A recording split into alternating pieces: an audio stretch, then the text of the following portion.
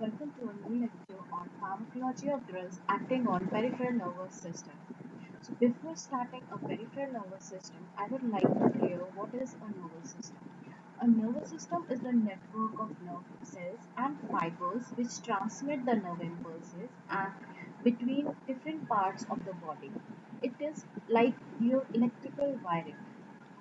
Just like in your home, the electrical wiring is helpful in switch on the lights or bulb or fan, which provides a signals to the light, bulb or fan.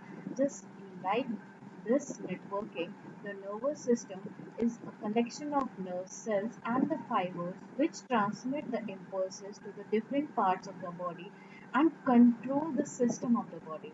That's why it is known as the master controlling system of the body. The nervous system is designed to constantly and rapidly adjust the response to the stimuli the body receives. Is also the nervous system that invertebrates, which are made up of the brain and the spinal cord, nerves, ganglia, and the parts of the receptor organs.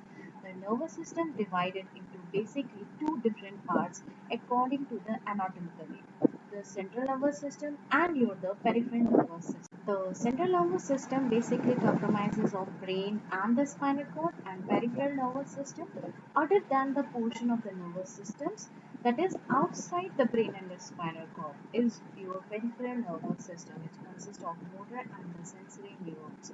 Anatomically classification we can see like nervous system is divided into two basic class, that is the central nervous system and the peripheral nervous system. If we classify the central nervous systems like in a brain and the spinal cord, the brain controls and receives the processes, the sensory information, initiate the responses, stores the responses, memorize it, and generate the thoughts and the emotion. And the central nervous system, the spinal cord conducts the signals to and from the brain and control the reflexes activities. If we classify the peripheral nervous system, it can be classified into two basic neurons. First is the motor neurons and second is the sensory neurons. The motor neurons transmit the messages away from the CNS and stimulate the effectors like skin, senses, organs, muscles, etc. to perform a function or the reflex. And the second, the sensory neurons, which is a afferent neuron, it detects the various sensations like pain and heat, and transmit the messages toward the CNS to be interpreted by either the spinal cord or the brain. We can basically say that the motor neurons is the afferent neurons, the signals which are going from the brain, and sensory neurons are the afferent neurons which is coming to the brain.